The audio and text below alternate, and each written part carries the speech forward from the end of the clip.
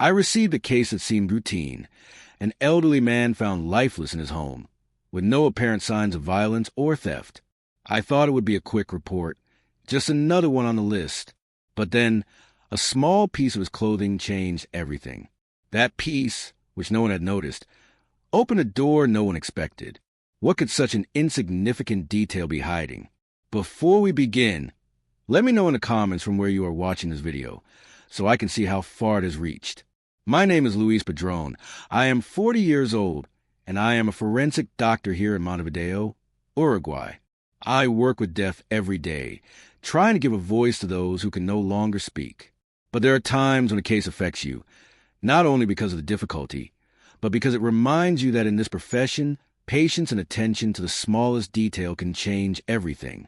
It was an ordinary afternoon when I received the call. A 72-year-old man, Don Jorge, had been found dead in his apartment. According to the police, nothing pointed to a crime. There were no signs of a struggle, no visible injuries. It seemed like a natural death, one of many in this city that never sleeps. But as I began the autopsy, something caught my attention. It wasn't immediate. It wasn't dramatic or obvious. It was a small, half-rusted metal button hanging from a seam on the pants Don Jorge was wearing. That button didn't seem to belong to the pants. It wasn't something I had commonly seen on the clothes he wore. I started looking for the origin of that button, thinking maybe it was just an unimportant detail. But upon checking the garment and the scene, I noticed that the button didn't match the others, nor the brand or type of clothing. That's when I realized that detail, that button no one had noticed, could be the clue that would help us understand what really happened that night. The investigation began to take a different direction. Where had that button come from? Who could have left it there? Could it be the key to discovering something that went unnoticed by everyone else? I remember thinking at that moment how easy it is to overlook these small details when we have thousands of things to solve, when time is pressing and the pressure is mounting. But the truth is, those tiny, almost invisible pieces are the ones that can tell the most important stories. So, I started reviewing every element in the apartment, every garment, every object surrounding the scene. I interviewed family and neighbors, searching for any clue that could help us better understand Don Jorge's relationship with his environment. That's how I began assembling a puzzle whose final picture I couldn't foresee. This case reminded me why I am a forensic doctor, why the science we apply is not just about tests and cold data. It's about finding the hidden truth within the invisible, listening to what others don't want or can't see, and making sense of what seems insignificant to most. But the story doesn't end here. That small piece, that out-of-place button, changed the initial hypothesis, and what seemed like a natural death began to reveal shadows I never thought possible at first. Stay with me, because I'm going to tell you how every detail, no matter how small it seems, can be the key to solving a case no one imagined. I received an apparently simple case, an elderly man found in his home. Everything seemed normal until a small piece of his clothing revealed an inconsistency that no one had noticed. That clue completely changed the investigation and reminded me that patience and meticulous observation can make all the difference. I learned that even the smallest details can tell stories no one imagines. When I arrived at the residence, the first thing I did was slowly walk through the place. The scene was calm, almost monotonous. A man of about 75 years old, apparently deceased in his sleep, surrounded by a well-established domestic routine. A table with a half-empty cup of tea, scattered books, and family photographs on the walls. No evident signs of violence or disturbance in the environment. The police had no leads on anything suspicious, and the family seemed puzzled but without suspecting anyone. Therefore, the general feeling was that it was a natural death. However, something in the air, or better yet, something on his clothing, urged me to look more closely. Upon examining his clothing, I noticed a small, unusual piece of fabric attached to the hem of his shirt. It was not part of the usual outfit. It seemed more like a scrap that someone had left there unintentionally, or perhaps something more subtle. That tiny detail was what compelled me to prolong the examination. I took the piece very carefully and brought it to the lab for better analysis. While waiting for the results, I reviewed mentally all the details I thought I had discarded. Could that small scrap be the key to something no one else had detected? I felt a growing pang of intrigue with each passing minute. The garment itself didn't seem to have a visible story, but under the microscope, I discovered something strange. Fibers of material that did not belong to any common fabric nor to the textiles usually used around here. Even more surprising, under certain ultraviolet lights, there were traces of a chemical substance that, although in minuscule amounts, should not have been there. It was a compound I associated with a specific type of pesticide used in agriculture, something that should not be found in that urban environment, much less on the clothing of a person who lived a fairly domestic urban lifestyle. At that moment, what was forming in my mind was a vague image, a plot that didn't quite fit with what all the preliminary evidence seemed to reveal. So I decided to dive into the deceased's personal history. I contacted the police to obtain more information about his life, habits, and last days. The basic data was simple. Widower, no close children, few friends, stable and peaceful routine. But other details had small cracks. Strange expenses on certain dates, some unexpected visits from strangers, and a tendency to keep things that did not justify his apparently simple lifestyle. I decided to visit his neighbors, although I knew they were not always the most accurate informants. However, some mentioned sudden changes in his behavior in recent weeks, more nervous activity, inconsistent outings, and some paranoia that had not appeared before. This contrasted with the image I had of an utterly peaceful and routine man. The more testimonies I gathered, the more I felt there was a wide gap between what he seemed to be and what was really happening. Meanwhile, the lab yielded another interesting result. In the residues found on the piece of fabric, the chemical substance had traces mixed with tiny particles of soil that could be located in a very specific region of the country, rural areas known for intensive crops. This raised two questions. How had that substance gotten onto his clothing? And, even more unsettling, what was the deceased's relationship with those places? My instinct led me to think that perhaps there was something he wanted to hide, or that someone wanted to leave us a clue, maybe as a warning or simply carelessness. I began to examine his personal papers carefully. Among old documents, I found correspondence with someone who signed with enigmatic initials and made vague references to the operation and protecting the secret. That made no sense in a man who supposedly lived only for his books and garden. When I spoke to the police about these new clues, the investigation took a turn. They decided to review public and private cameras near the residence, and that was where something stood out. A figure entering the building just weeks before the death. The person was much younger, and although they seemed to visit with certain complicity, there was also some tension in the air. That made me think this apparently simple case hid a bigger story, perhaps a web of long-hidden secrets, and that the piece of fabric was a thread we were beginning to pull. With every new piece of the puzzle that appeared, my attention sharpened, aware that nothing could be overlooked. The deceased, a man who seemed free of conflicts, was revealing himself as someone with unexpected connections, with ties that trapped him in a web beyond his safe and apparently ordinary life. The piece of fabric was like physical proof, a vestige suggesting the existence of a hidden past and a danger that had approached silently. On one of my returns to the lab, I asked to examine the chemical substance again, this time with more advanced equipment, and consulting experts in agricultural toxicology. That's when new data surfaced that chilled me. The substance detected was a banned chemical, highly toxic, that had caused some deaths in the past, often disguised or not thoroughly investigated. Its presence indicated not only recent contact, but possible slow and deliberate poisoning. Overnight, before my eyes, the scenario had changed. It was not a natural death, nor an accident. It was a deeply complex case, with a possibly criminal background involving powerful people and secrets that were as valuable for their concealment as for life itself. I felt I was on the edge of something big, but also caught in a web where every move could be decisive. At the same time, external pressure grew. The family, anxious to close the case and bury him without further complications, was getting impatient. The police wanted quick results, but I knew I could not rush something so delicate. The key was, without a doubt, in that small piece that no one had noticed before. It had opened a door that, if closed prematurely, would destroy the buried truth forever. To move forward, I decided to go directly to the places the evidence pointed to.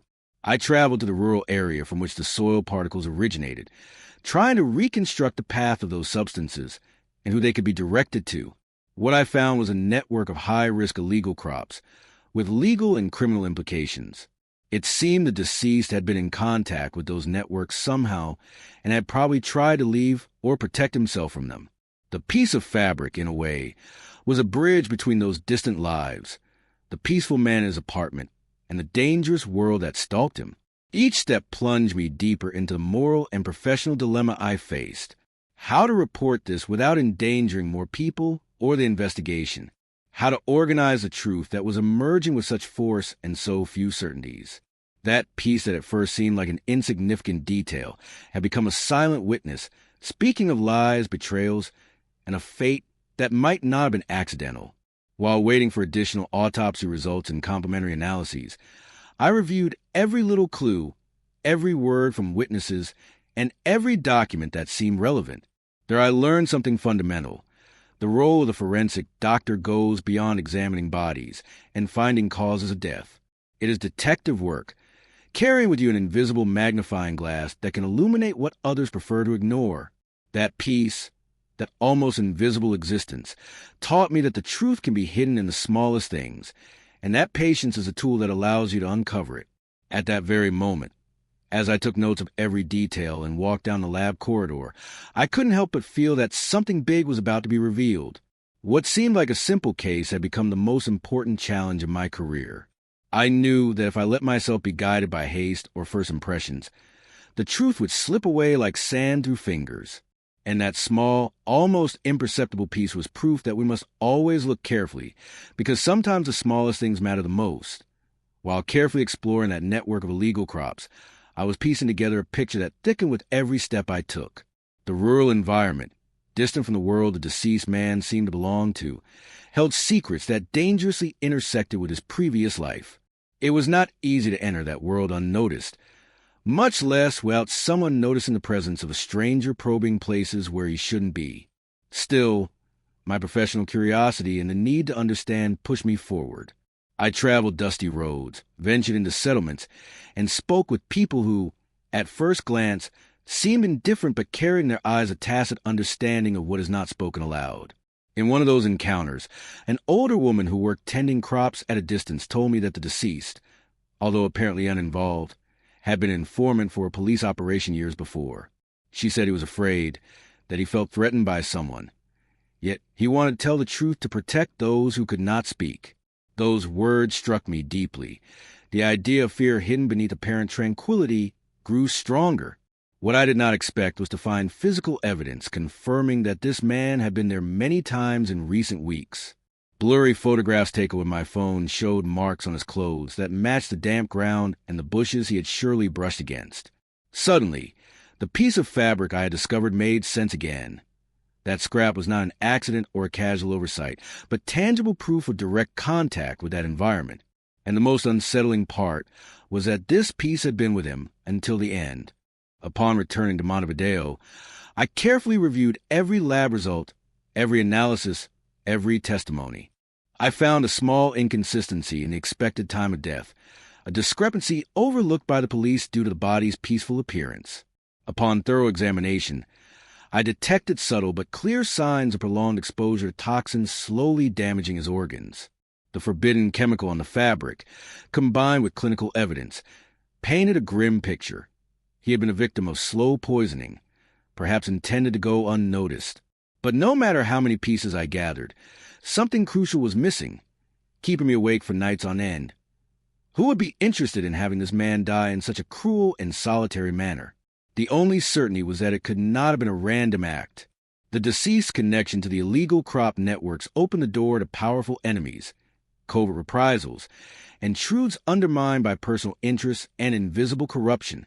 At that point, the tension not only grew in the investigation, but also seeped into my own reality.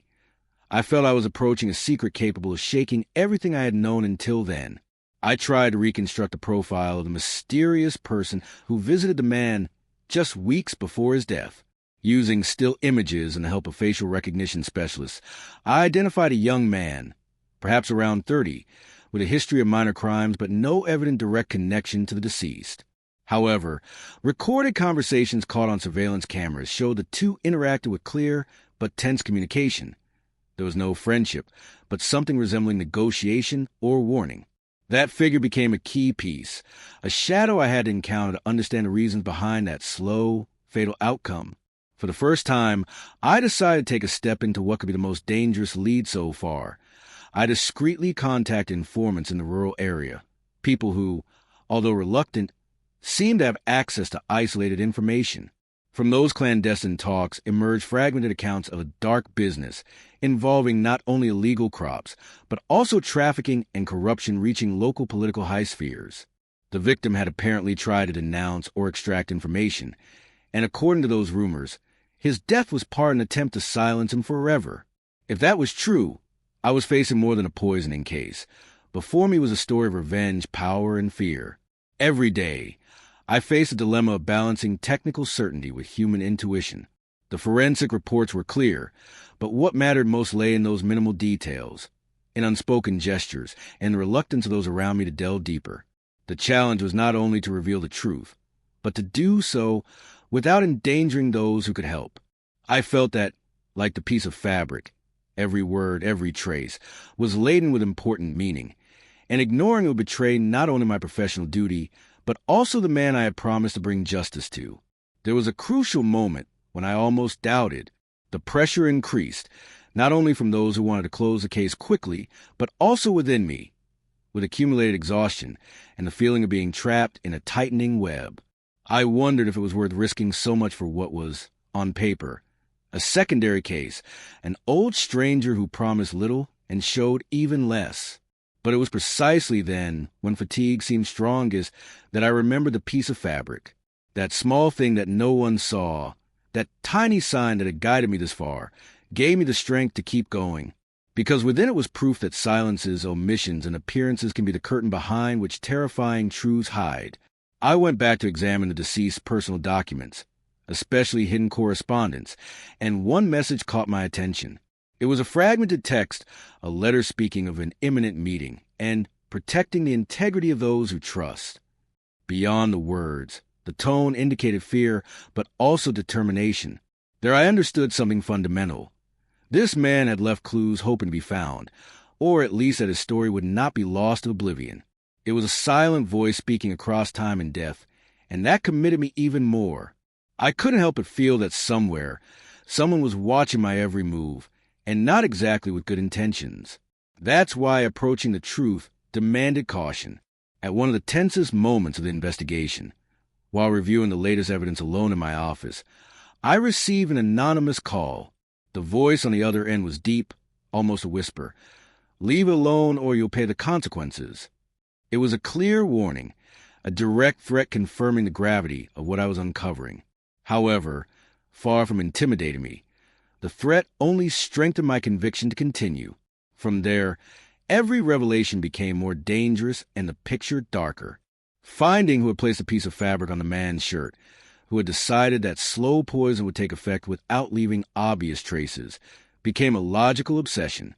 I considered the possibility that this small scrap had been intentionally placed as a message or evidence left by the assailant or even by the victim himself, as a last act of resistance.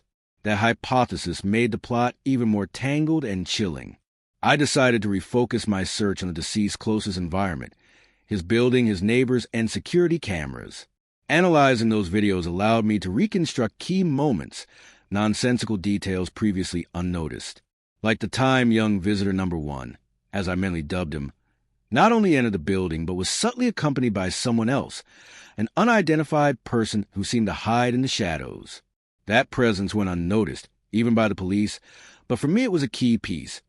It was not a casual meeting, but part of a plan. While studying that scene, I felt the weight of the burden I carried. My job, usually limited to observing lifeless bodies and finding causes of death, now placed me at the epicenter of a much larger conflict, a dark game where lives hung by a thread, and the truth could cost more than reputation or career. The tiny piece I had brought from that day at the residence had become a symbol, a frontline dividing life from reality, and I was its sole guardian.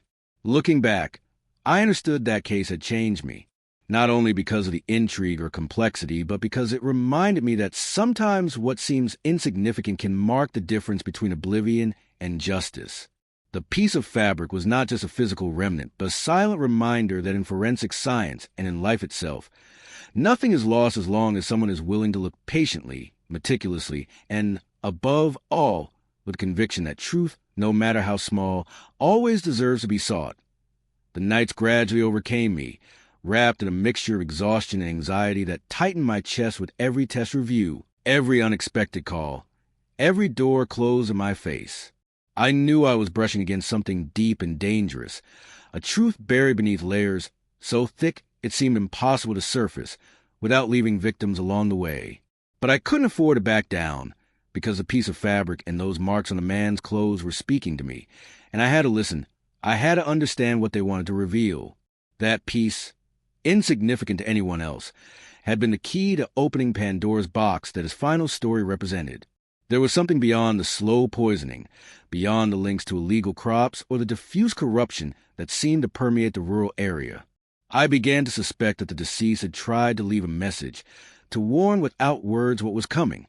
If that scrap of cloth contained a banned chemical, something that slowly killed him without cluttering the scene, wouldn't it also be a way of silently showing that his death was no accident?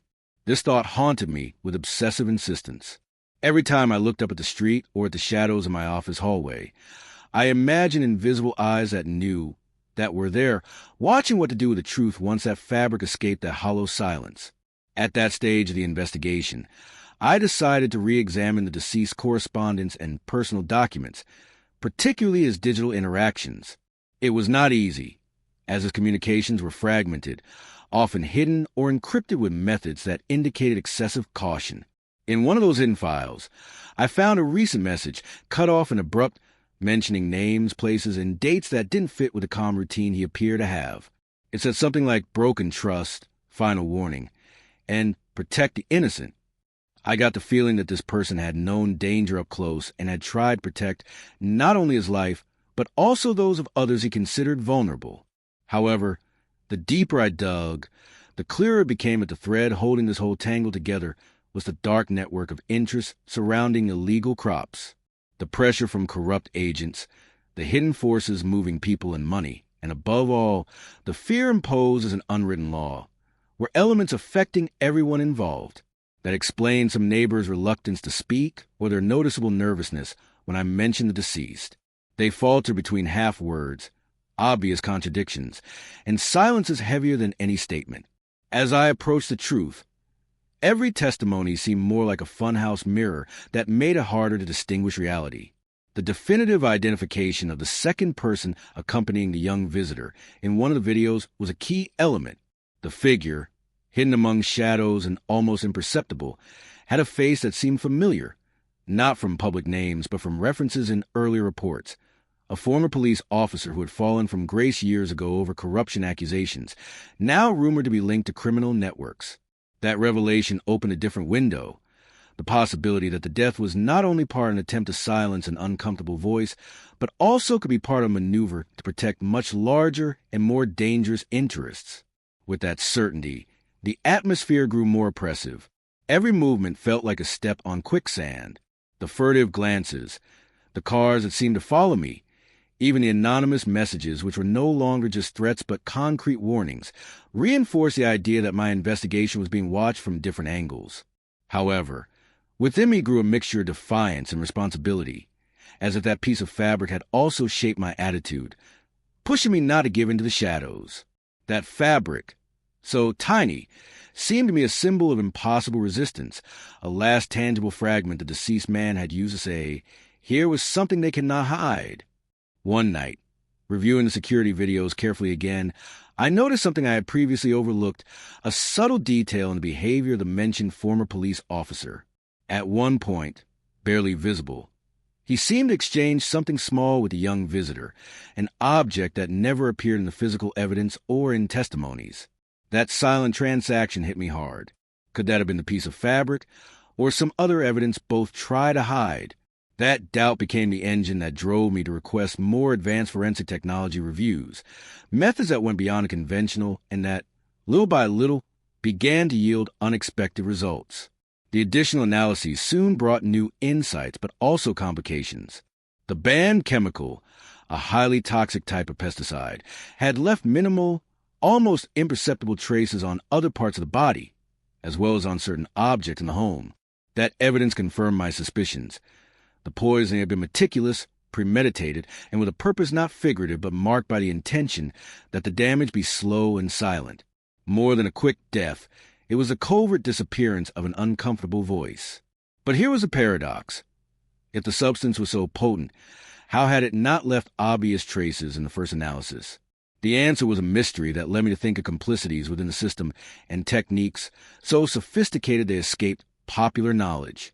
Following this line, I began cross-referencing information between different laboratories and specialists involved. I found small discrepancies in parallel reports, minute details suggesting third-party intervention to manipulate results or delay findings. It was then that I understood the corruption I had smelled from afar, the dark network that barely touched politics and law, reached inside the very institutions responsible for delivering justice. That raised a risk, not only for me, but for anyone who tried to unmask that network. It was a protected system, shielded by cross-interests where the truth was a dangerous balancing act. Aware of this danger, specialized molecular detection nanotechnology became key to clarify the exact presence of the pesticide in areas that seemed clean to the naked eye. It was a slow job, requiring infinite patience and impeccable methodologies. At night, while the city resigned itself to calm, I found myself immersed in that silent struggle between physical evidence and political darkness, dreaming that on the other side of that small and nearly invisible scrap of fabric was the justice I so longed to bring to man who could no longer tell his story himself. And though the days passed, the feeling of being closer to an abyss grew.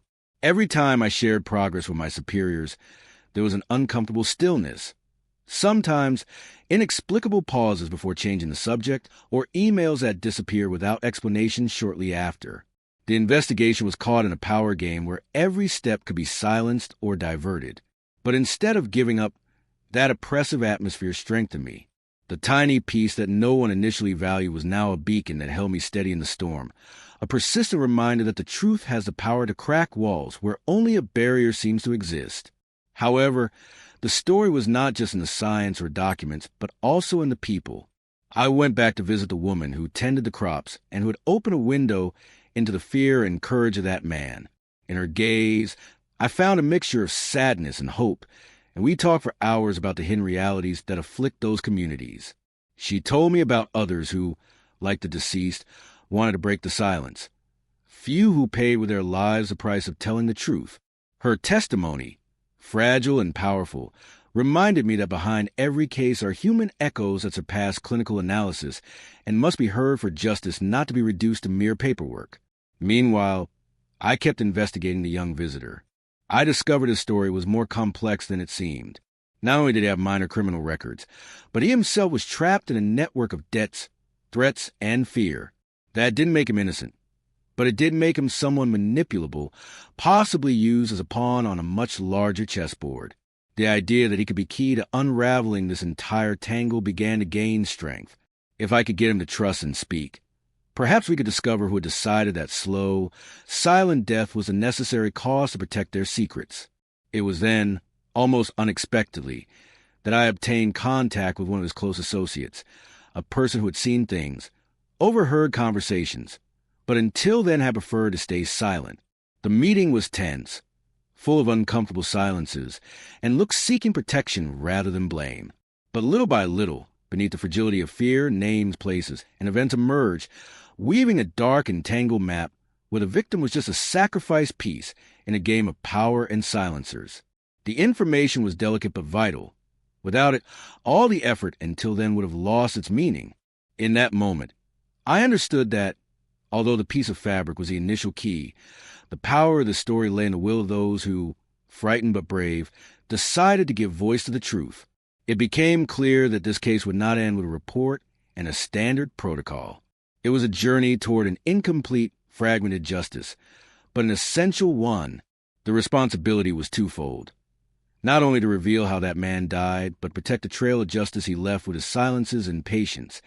To honor every small detail that, insignificant as it seemed, marked the difference between oblivion and memory.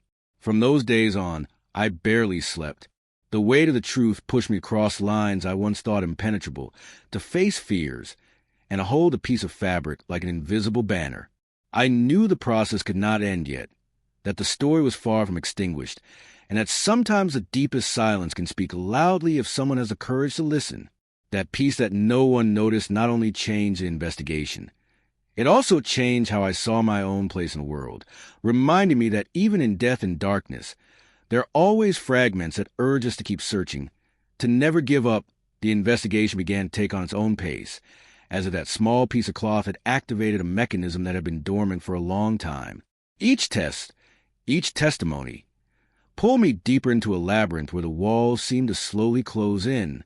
When I thought I had found a crack of light, something always made that hope vanish, pushing me to reconsider everything more carefully. The tension became palpable, not only in me but also in those around me, because the shadow that had settled over this case threatened to extend beyond the crime itself. Aware that the clock was ticking and that I might be facing a much more complex network, I decided to trace every connection the deceased had, his relationships, his movements, his concerns. And it was there that the story began to take on more disturbing shapes. I discovered that his life, seemingly quiet, was actually a tapestry woven with several layers of silent conflicts. The piece of cloth I found was not simply a remnant. It contained a mixture of fibers that had been manipulated to carry an unknown substance, invisible to naked eye but devastating in its slow and corrosive effect. That cloth was, in itself, a hidden message, a mute scream begging to be deciphered. The nights went by with less rest, and a mind increasingly agitated. I felt, and knew from past experiences, that I was touching on topics many did not want revealed. It wasn't just that certain names came up over and over in documents or testimonies. It was the atmosphere of the air, the feeling of imminent danger that seeped into every corner I walked through. I began to receive anonymous calls, cryptic messages, and looks that invited distrust. That invisible pressure tried to stop me was almost tangible, but at the same time, it fed an inner fire, a stubbornness difficult to contain. I could not fail. I could not let the story end up in another drawer, like so many others. As I delved deeper, the line between friend and enemy blurred. The young visitor, that figure who at first seemed just a small fish in this complex ecosystem, began to reveal unexpected facets. His fear was real, but there was also something hidden in him, a suppressed desire to break free from the weight that tied him to that dark network. It was difficult. It took time to build a bridge of trust, but eventually he confessed some details of what he had seen and heard. He spoke of meetings held in remote places, names that appeared in furtive conversations, and veiled threats that turned each day into a battle for survival. Those confessions cut part of the web enveloping the case, providing new clues and putting certain shadowy characters in check. The most unexpected thing was when an old police contact, someone who had stayed on the margin for years, decided to offer me help. I knew of his fall from grace, but also of his deep knowledge of the criminal network operating in the area. It was a meeting marked by silences and distrustful looks, but opened the door to a new dimension. The information he brought, based on internal sources and official wiretaps, served to reconstruct movements and connections that seemed random, but were actually part of a meticulously designed plan to protect powerful interests. That alliance, though fragile, became a fundamental piece to understand not only the what but also the why of the fate of the man found in his home. As the truth was woven together, I realized that the institutions, supposedly guardians of justice, were infiltrated to the core by dark interests. Corruption, cover-ups, and manipulations were intertwined in an almost impenetrable fabric. What had begun as a simple forensic case turned into a fight against invisible and dangerous forces. It was clear that some lab results had been altered, carefully manipulated evidence to divert attention or dispel suspicions. This knowledge increased the weight of responsibility on my shoulders, but also strengthened my determination. I knew that only a meticulous, almost obsessive job could lift the mass of deceit covering reality. Nanotechnology became an unexpected ally. Advances in molecular detection allowed the discovery of minimal traces of the pesticide in areas we had never considered, revealing not only the extent of the poisoning, but also the qualified and premeditated intention behind every detail. These findings confirmed that the death was a slow martyrdom, a silent disappearance designed to sow fear and silence uncomfortable voices. The piece of cloth was the perfect symbol of that strategy, a tangible and silent proof demanding to be heard in order to break the wall of imposed silence. The community, on the other hand, remained a box of secrets difficult to open. Some neighbors avoided any kind of contact. Others cast glances mixing fear and reluctance. However, the woman who had cared for the deceased crops remained a valuable and almost unique source of direct information, a window into the courage and despair of those living cornered by that reality. Her accounts not only opened the panorama on the threats roaming these areas, but humanized the drama, showing that behind every data and analysis are lives marked by injustice and constant risk. She reminded me that no science can or should ignore the value of human testimony in the pursuit of true justice. As the days melted into sleepless nights, the relationship with the young man deepened. Despite his complicated story, I understood that he was more a victim than a perpetrator, a pawn cornered on a board of the powerful. His fear was a mirror of the system that had trapped him, and his collaboration represented an opportunity to expose the truth behind the veil. When his close associate decided to speak, even with extreme caution and on the verge of panic, the complex network of names, places, and events began to take a more concrete form. It was a map of power and corruption where the initial dead man was just a sacrifice piece to protect much greater interests. That revelation changed not only the course of the investigation, but also my perception of the human cost behind the buried truth. The weight of those new facts made me aware that I was playing with fire. They were not just empty threats. The signs were clear and precise. Some powerful players did not want the truth to emerge. However, instead of bending me, the threat reinforced me.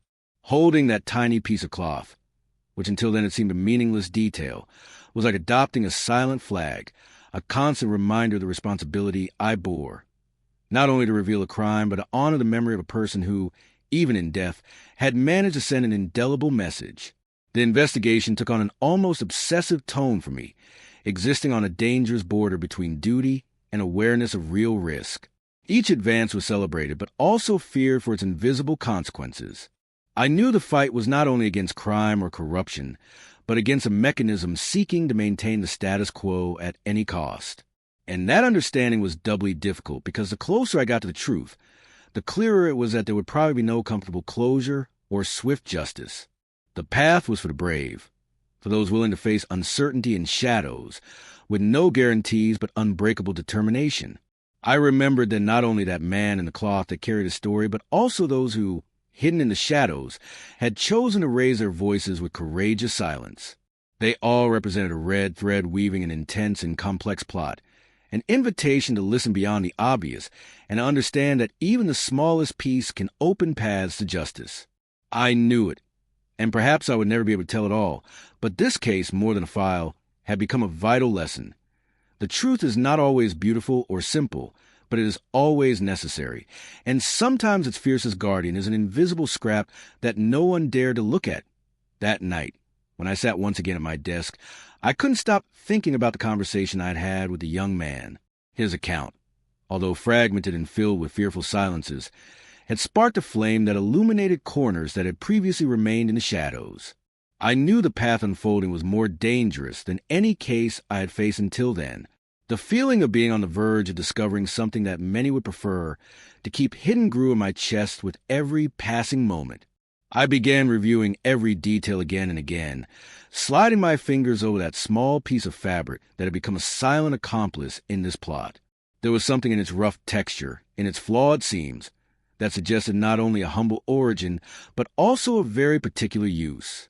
It was then that I remembered something an old colleague had mentioned about certain materials and dyes used exclusively by local factories, those that didn't work with recognized brands and thus operated illegally or on the margins.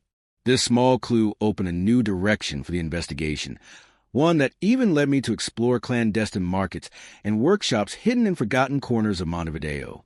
In those places, the atmosphere was dense, heavy with secrets and wary glances. It wasn't just the night's humidity or the cold that made the environment oppressive. It was a tangible sensation of being close to the forbidden, of feeling that any question could trigger unwanted reactions. With caution and discretion, I managed to obtain information about who could have sold that garment or a similar one, and little by little, amid half-whispered conversations and murmurs, one name began to surface repeatedly, a supplier who, according to rumors, was known for ties to groups operating at various levels across the city, from clandestine production to the distribution of illegal substances. It wasn't easy to awaken interest or trust in that environment. Many prefer to remain silent or look away, but persistence could be a valuable weapon if used gently.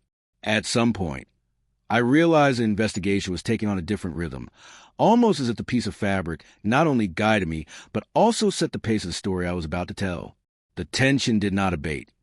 Every piece of information I obtained seemed to confront me with a higher wall than the last, a wall built from hunger for power and fear of losing it. Meanwhile, the threats grew more concrete.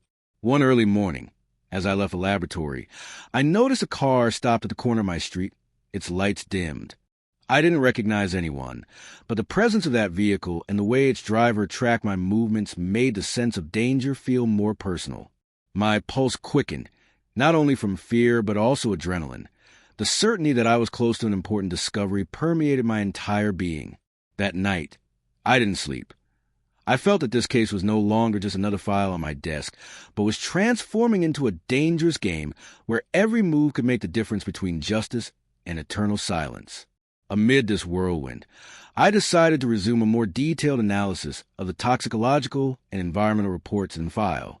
Upon re-examining the distribution of the toxic substance on the garment, I noticed a variation that didn't fit an accidental attempt or even an impulsive act of violence. The poison's concentration was arranged in intervals, with specific peaks, as if it were a dosing method following a mathematical pattern. Thinking that someone had designed this method with surgical precision chilled me to the bone. It wasn't just murder. It was the application of a cruel formula to prolong suffering, resembling an almost ritualistic act. It was then that I recalled a mention in one of the testimonies, a barely whispered comment about the frequent visits the deceased had received in the preceding weeks. What seemed like a coincidence took on new meaning when cross-referenced with this information. I wondered how many times we had overlooked seemingly secondary details, those that didn't fit our initial ideas and that we often, out of convenience or limitation, set aside. I understood that the thread that had led me to this piece of fabric was only the beginning of a much more complex and subtle skein. With renewed energy, I tried to delve deeper into the deceased's movements over the past months, looking for connections that might reveal who and why benefited from his silence. For this, technology proved an invaluable ally. Using mapping software and data analysis, I managed to reconstruct patterns of phone calls, text messages, and other digital records which, though fragmented, formed a map of relationships and meetings. Their names began to emerge that hadn't come up in interrogations, names that never appeared on official lists, but that, thanks to digital probes, revealed a network of complicity. Among them, one figure particularly caught my attention, an intermediary who connected political sectors with elements belonging to criminal organizations and who, at the same time, had a foot in urban development projects under debate in the city. This man was, at his core, a link between dark interests and the apparent progress aimed at for the community, but his true influence was hidden in the opacity of those nocturnal meetings the young man had mentioned. Understanding his role was crucial because it revealed that this corrupt web was not only related to shady businesses, but also involved manipulating fear and social control through silence. As I pursued this line of inquiry, I encountered an ethical dilemma I hadn't expected. The need to protect those who had become key witnesses, the people who had taken brave steps toward the truth but were now in danger. The commitment to justice thus became an even heavier moral burden. I felt I had to act with the utmost caution, not to ruin the work built with so many drops of effort and, above all, to prevent anyone else from falling victim to this network of power and submission. It was at that moment that I reinforced my security measures and began coordinating with forces genuinely committed to transparency and the law. Despite everything, there were moments when solitude deeply enveloped me. This was a battle that wore one down, where it was not always possible to trust anyone, where every step could be watched, and where the line between ally and enemy blurred until it disappeared. Still, the piece of fabric remained the beacon that held me up. Every time doubt and exhaustion gained ground, I gripped it firmly, as a silent reminder that behind that fragment was a man with a name, a life, hopes cut short. That gave me strength to keep going. I especially remember one early morning when, reviewing all the interviews again, I paused on a testimony that had until then seemed irrelevant. It was the account of a woman, the deceased neighbor, who timidly spoke of frequent noises and nighttime visits to the house. Her description of shadows and whispers had a strange cadence, as if she were trying to secretly teach me something she herself feared to mention. I decided to insist, and with a bit of time and patience, she managed to tell me about meetings where matters that no one should know were discussed and where, apparently, fear was used as a tool of power to keep everyone in line. That information let me connect even more dots and understand the brutal context in which the crime had occurred. The next day, I shared these advances with the police contact who had supported me, intending to devise a plan that would allow us to act with intelligence and caution. It was a long session, full of reviewing evidence and possible scenarios, but above all, intense conversations where pressure was palpable in every word. In those moments, I understood that, beyond techniques and analysis, what mattered was a capacity to resist, to stand firm against a system that seemed intent on crushing us. That idea accompanied me like a silent mantra as we planned our next moves. The following weeks demanded more than ever a collective effort. We knew we were approaching a crucial moment, a turning point that could set everything off or dismantle the work. The pieces that days before it seemed disconnected began fitting together with disturbing precision. Every name, every visit, every interaction revealed the hidden structure that had led to the tragic fate of the man whose story we were uncovering. I understood that corruption was not only anchored in large visible acts, but also filtered into the everyday, in those complicit silences that allow injustice to thrive. And then, when everything indicated that the pieces were ready to show their definitive shape, I received an unexpected call. A rough, unknown voice that bluntly announced that the balance was about to break, and that I should watch my steps carefully because the truth came at a high price. That warning, rather than intimidating me, made me feel that the time had come not just to uncover the truth, but to reveal it. Looking back, I can say that case changed me forever. It showed me that justice is not simply an automatic consequence of truth, but a path built with courage, ethics, and the unwavering will of those willing to raise their voices, even when the world seems bent on silencing them. The small piece of fabric, which at first seemed a simple, insignificant detail, became the key to opening doors few dare to push. And although the battle continues and the definitive answers are yet to come, I know that mission is worth every risk, every sacrifice. Because, in the end, behind every case, there is a human story that deserves to be told. And that story can begin with something as simple and powerful as a piece that no one noticed. And that is precisely where the true value of forensic work lies, in rescuing the silent voice of those who can no longer speak, in giving meaning to what seemed an accident, in shedding light on the shadows that everyone would rather keep hidden. And that task, although often invisible and silent, is what keeps hope for justice alive in a world that often tries to make it disappear. That call echoed in my mind for days, like a persistent echo that left no room for doubt or hesitation. It was not just any threat, a frivolous remark tossed into the wind to instill baseless fear. It was a warning, heavy, tangible, enveloping me in an atmosphere of almost palpable gravity. I knew that from that moment on, every step I took had to be measured with the precision of a surgeon, but also bold enough to advance with the audacity of one who knows that the path to the truth is a road few dare to travel. I then decided to strengthen my close circle, without losing the discretion the case demanded. I contacted experts in cybersecurity to shield my communications, arranged clandestine meetings with a few within the police who showed incorruptible loyalty, and organized gatherings in unexpected places, away from cameras and possible eavesdropping. Paranoia began to mark my daily life. It was a new mental state for me, a kind of constant guard that made me review every call, every message, and every shadow moving behind me. However, despite the weight, urgency, and danger, something stronger kept the flame burning inside me. The certainty of having uncovered a scheme that had not only ended a life, but was entangled in systemic corruption tearing Montevideo apart. The investigation progressed slowly, with its ups and downs, moments of frustration that almost made me give up, and other instances where a simple coincidence seemed to put the missing piece within my reach.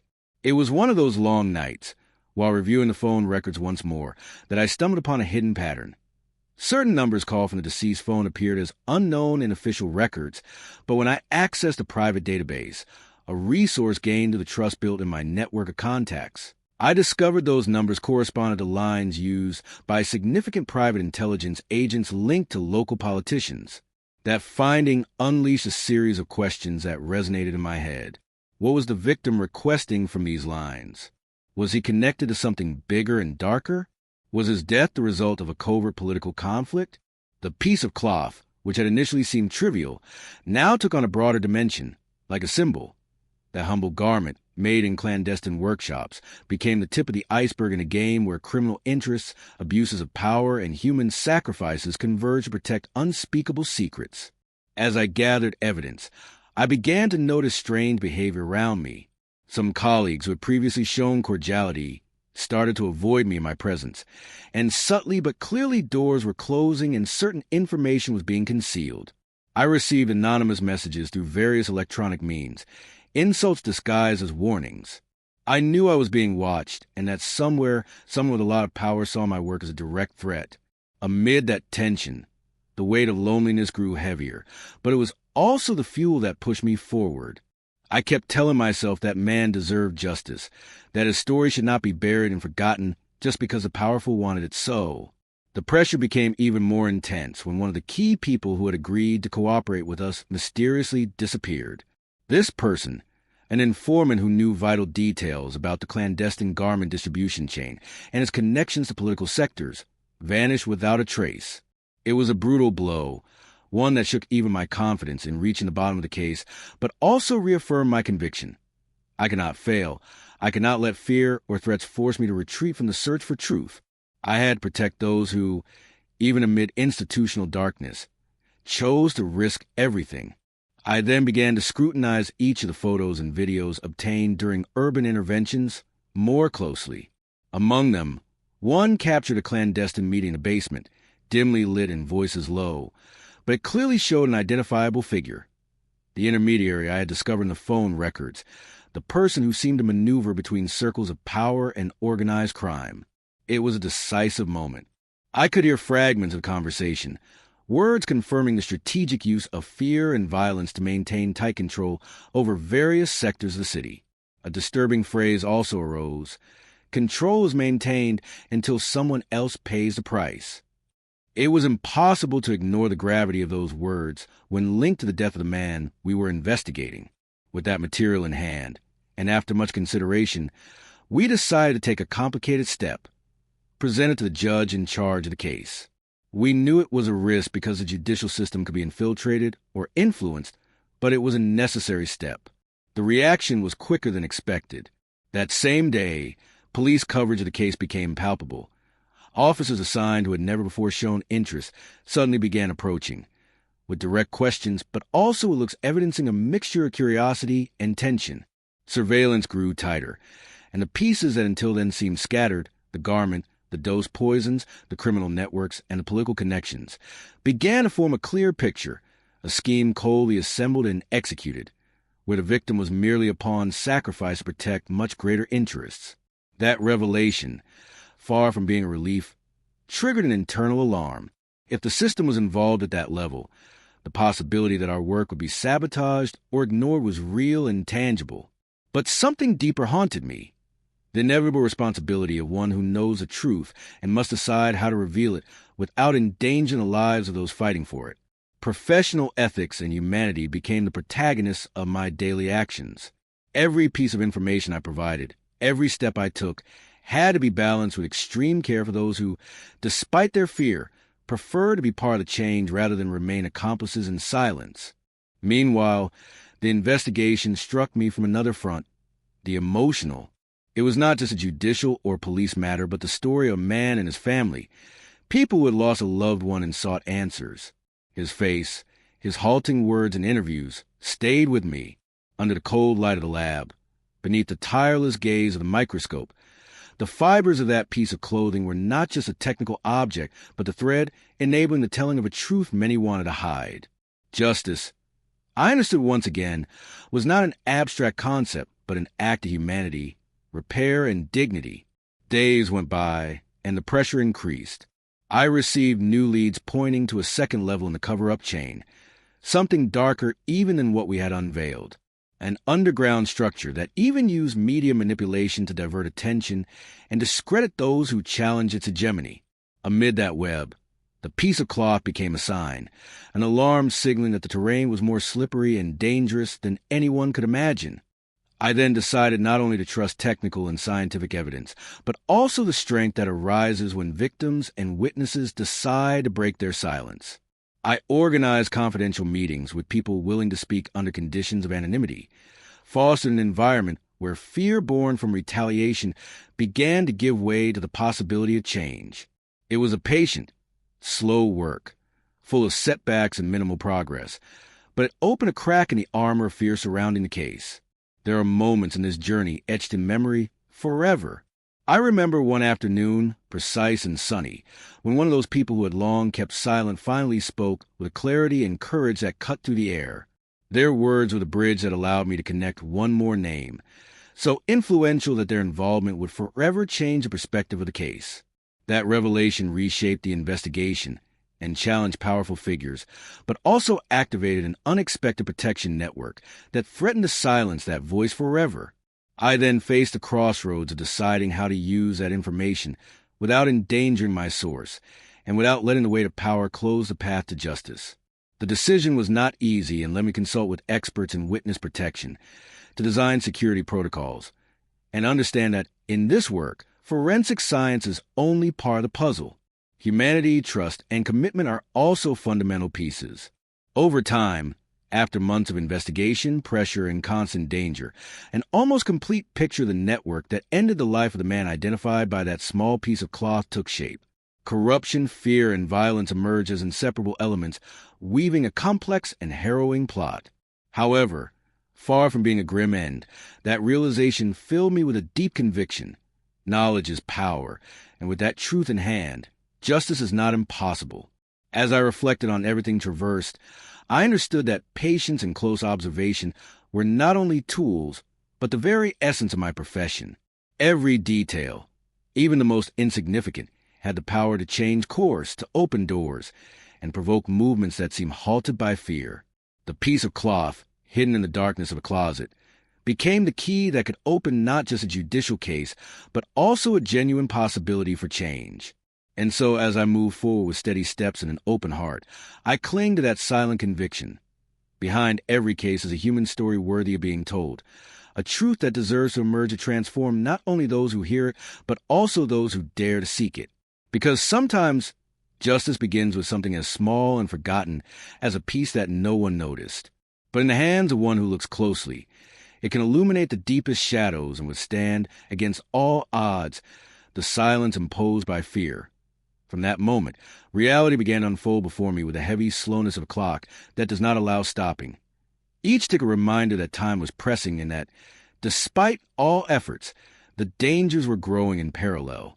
I felt on my skin the constant murmur of that invisible power trying to control the narrative, manipulate the pieces, and now reacting against us with precise, almost surgical subtlety. What had started as the simple death of an elderly man had become a dark, knot where interests converged that few dared to face. One night, reviewing the case file with a cup of now cold coffee at my side, I sensed I was not alone in the office. At first, I attributed the thought to fatigue, long hours, and accumulated exhaustion, but intuition, that instinct which has saved me more times than I can count, forced me to glance sideways at the unlit entrance. The reflection of a hooded shadow crossing the door chilled my blood. There was no noise or movement beyond that fleeting moment, but I knew the threat was not only real but imminent. It was a confirmation that the power we faced was willing to do anything, and for them, the truth represented a danger that had to be silenced at any cost. The next day, I decided to change my routine. It was not just a matter of professional prudence, but an act of self-preservation. I reinforced security measures at home, informed my close contacts, but above all learned to read the smallest signs. A car that stayed longer than usual near my house, a missed call from a block number, even the way someone avoided crossing my path. Everything turned into a code I had to decipher to stay one step ahead in the game that had started. Meanwhile, The analysis of the piece of clothing continued revealing disturbing details. Each new test not only enriched the investigation from a scientific standpoint, but opened dark, secret doors pointing to a complex network of exploitation and cover-up. The rudimentary fabric, the irregular stitching, the exact type of thread used, all components delve into an abyssal territory of clandestine workshops operating as nodes to launder dirty money, evade regulations, and most seriously, feed a hidden chain of violence. It was curious, almost ironic, that the garment that was made to cover and protect ended up being the unwitting clue that revealed the truth. With access to larger databases and the timid but firm collaboration of some officials still trying to preserve integrity, we began tracing routes indicating the flow of these garments to high sectors of government, and also shell companies used to hide illegal movements. Every new name, every new connection, was a blow I also felt personally, because the scope of the network far exceeded what a simple forensic doctor expected to face at the start of their career.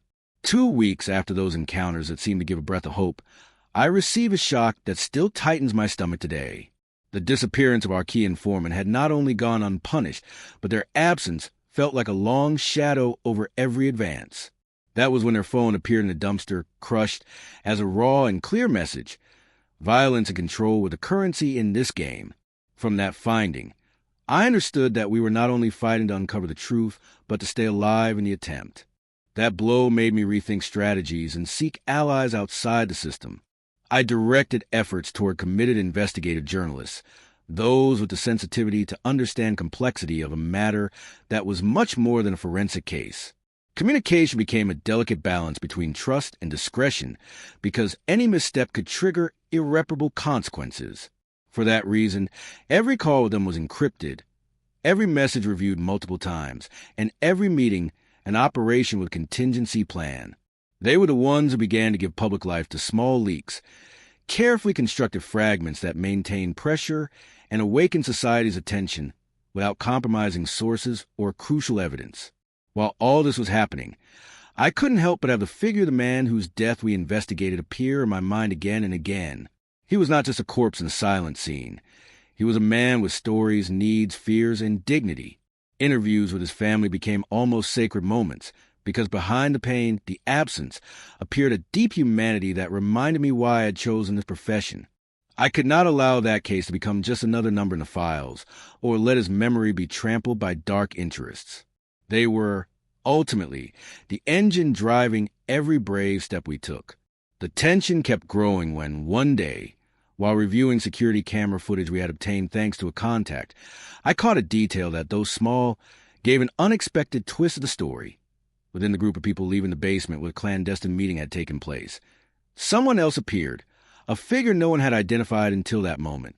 It was a low-profile person, an ordinary face without any ostentation, but who turned out to be a key piece in corruption chain, responsible for handling the network's logistical details. That revelation provoked a cascade of questions and allowed us to identify a new route to reach the top of the scheme. That new finding opened the way to a secret exchange with another informant, a more reserved one, but with information that confirmed and expanded links to corrupt police officers and local government officials who abused power to keep the system intact. What seemed a local case had extended to a national level, with much deeper connections and a network woven with the precision of an artisan. The magnitude of the problem began to become evident. It was not just the death of a man, but the exposure of a corrupt system designed to perpetuate privileges and abuse those who had the least. Nevertheless, despite the advances, the threats did not cease. One night, while reviewing data on my computer, a message appeared on the screen. "Stop looking or you will pay the consequences." That phrase, direct and unambiguous, reminded me of the fragility of the path we had chosen. The threat was a tightrope I could almost feel brushing my neck, but I did not back down. On the contrary, it served to reaffirm that we were doing the right thing, that the truth, painful as it might be, had to come to light. I understood that fear was a favorite weapon of the powerful to maintain control, but I also understood that that same force could be transformed into resistance. The last stage of our investigation involved a calculated risk, presenting all the results before a federal court, thus guaranteeing a framework of legality and extended protection. Preparing for that moment was arduous work. We wrote detailed reports, gathered protected testimonies, designed protocols to preserve source safety, and above all, sought to generate an irrefutable document that not only exposed the truth, but strengthened commitment to justice and transparency. This process forced me to carefully choose which pieces of the puzzle to lay on the table, aware that a premature leak could dismantle everything. On the day of a hearing, the room was full of contained tension. We were able to present scientific evidence with the necessary forensic rigor, recorded testimonies with modulated voices to protect witnesses, and clear examples of the uncovered network. I noticed in the room a mixture of disbelief, surprise, but also fear. The truth, a truth that seemed harmless from the outside, had become a real earthquake for those who had much to lose. And there, in front of that assembly, I understood that an entire city was attentive, that many eyes had their hopes pinned on justice being done. The outcome was neither immediate nor easy. The resistance was as strong as we expected. There were attempts to discredit the process, to sow doubt even about the scientific methods used. Media campaigns were promoted to tarnish those involved in the investigation. But truth has a peculiar force. It breaks through the storm and finds allies in those who believe in it. Little by little, citizens, social organizations, and some sectors of the press began to publicly support the process, generating pressure for measures to be taken seriously and for the judicial system to act without concessions. As this public process progressed, within me, a complex mix of emotions took center stage. Intellectual and professional satisfaction for a job well done intertwined with deep sadness for the human cost behind it all, with renewed drive to continue fighting a system that seemed tireless, and with cautious but firm hope that each small step could build a different future. The piece of fabric, which at times seemed unimportant, had become the symbol of this battle, a humble but powerful badge representing the triumph of patience and attentive observation. Ultimately, what I learned is that no truth is buried forever, and that justice is a long path full of obstacles, but always possible. That careful observation, conviction, and courage can rescue stories that others want to let die in silence. That behind every seemingly insignificant object are stories that can shape the foundations of a world that, though corrupt, is also full of ordinary people willing to make a difference. And that, above all, the commitment to justice is an act of love toward humanity itself. Because, in the end, when all seems lost and shadows try to envelop everything, a single piece, a single action, can ignite the light in the deepest darkness. A piece no one noticed, but which in the hands of one who knows how to look becomes a key to open the path toward truth. That small piece was my greatest lesson and the one that accompanies me every day. That justice begins by paying attention to what others let pass, and that it is always, always worth seeking, even if the price is high, even if the path is difficult, because in that search lies a hope of fairer tomorrow. What happened afterward completely changed the nature of what we thought was just a routine investigation. Little by little, small clues began to appear, details that seemed insignificant but, with the right perspective, took on new meaning, like hidden pieces of a puzzle that reshaped as we progressed. I noticed that some evidence mysteriously disappeared. Reports were altered without explanation, and voices that had previously cooperated suddenly fell silent, with a tangible fear that paralyzed any attempt to move forward. It was as if we were venturing into a labyrinth with no way out, where every step forward twisted the surrounding shadows even more. I remember one particular afternoon when patience began to wear thin. We had obtained documents directly linking influential people to the corruption network, and the case was expected to take a decisive turn. However, right at that moment, my phone started vibrating insistently. When I answered, a voice barely whispered, "Don't continue or you'll regret it." The line went dead. It wasn't the first threat, but this one carried a different weight, a tone that left no room for doubt. I sat at my desk, surrounded by papers and evidence, wondering if it had all been worth it, if I was truly prepared to face what I had uncovered. Despite the doubt, I knew that stepping back was not an option. The truth we sought was too important to be buried. The nights grew even longer. Every out-of-place sound, every glance on the street felt like a warning. I learned to move cautiously, to share fewer personal details, to distrust even those who seemed like allies. Yet, amid that rising tension, something within me remained firm, a deep need to honor the memory of the man from whom it all began. That elderly man whom no one had seen with enough detail, but who had left a trail in that forgotten piece of clothing. It was then that, almost by accident, a technical report I hadn't analyzed thoroughly fell into my hands. It mentioned an unknown supplier of the thread used in the garment, something so specific it seemed irrelevant. But cross-referencing that information with data obtained from discrete sources, we saw that the supplier had been investigated years before. But the case was abruptly closed without explanation. I began connecting those dots, drawing a chilling pattern. The network was deeper than anyone had imagined, extending into sectors that supposedly work for justice and order. One of those days, when I thought the pressure was consuming me, I received an unexpected visit. They knocked on my office door and, without a word, left a small package on my desk. Opening it, I found a brief handwritten note. "You are not alone. Keep watching, don't give up." Alongside it was an old, rusted key. The letter had no signature, nor any indication of its origin. That mysterious gesture gave me renewed strength. Like a whisper amid the storm, a silent reminder that the truth, though hidden among threats and shadows, also finds unexpected allies. I then decided to explore that symbol. The old key led me to a forgotten place in the city, an old abandoned textile warehouse, a space that apparently had been part of a clandestine network. Entering was a mix of fear and determination, but what I found inside exceeded all my expectations. Documents, records, and more pieces of that network connecting previously invisible people and companies. It was an invaluable find, like opening a door both literally and figuratively to the hidden truth. While examining that material, I realized the pieces were starting to fit together. The network not only trafficked garments, but was a wicked system to launder money and cover up major crimes, with implications that went beyond the city and reached figures powerful enough to rewrite history according to their convenience. Something inside me screamed that this was only the tip of the iceberg, and that our lives were now more at risk than ever. But I also saw clearly that every discovered fact was a decisive variable to dismantle an empire built on impunity. However, not everything was evident at first glance. The complexity of the operation demanded more than technical knowledge. It required courage, collaboration, and above all, the resilience to endure the loneliness that sometimes weighs on the chest. On days when exhaustion seemed to overwhelm us, we found little signs of support in the scientific community, in some officials who still believed in justice, and in ordinary people who began to raise their voices.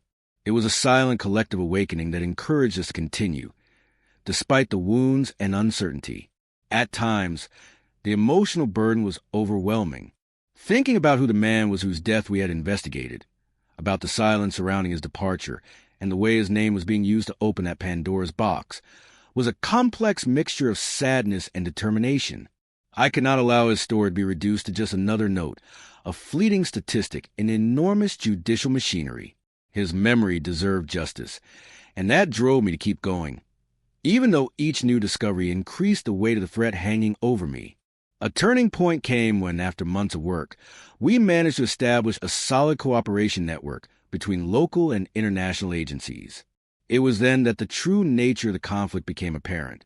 We were not only facing corrupt individuals, but a system that sought to perpetuate itself, deeply rooted in structures that appeared legitimate. That revelation exposed that the case, which seemed simple, was actually a reflection of systemic problems affecting justice and democracy in our society. I can't deny that there were nights when the questions, "Is it worth it?" came forcefully to mind. The constant threat, the intangible pressure, and the feeling of walking a tightrope wore me down. But I also strongly remember those moments when a look, a word of thanks, or a gesture of solidarity reconnected me with the initial purpose. I then knew that the true value was not in the immediate outcome, but in the struggle itself, in keeping one's gaze steady when others prefer to look away, and in not allowing fear to gain ground. And so, with every step, with every small glimmer of light we managed to open amid the darkness, I understood that beyond the obstacles and losses, that tiny piece that no one had seen was much more than a thread or an irregular seam. It was a sign, a silent witness reminding us that even the smallest thing can weave the fabric of truth again. That is why today I can say that, although the path was filled with dangers and silences, the act of looking closely, of leaving nothing unnoticed, was what ultimately revealed the complete story. In the end, that piece so insignificant to the world, to those who weren't looking for answers, became a beacon that illuminated injustice and ignited the flame of hope in those who believed that only with courage could they face a monster that seemed invincible. That piece taught me that justice is won with detail, with persistence, with the conviction that no truth can remain hidden if looked upon with the eyes of the heart and an awakened mind. And that lesson, that faint light that guides the darkest nights, is what accompanies me every day, reminding me that no matter how hard it gets, we must never stop seeking the truth, because in it will always lie the seed of a fairer future for all.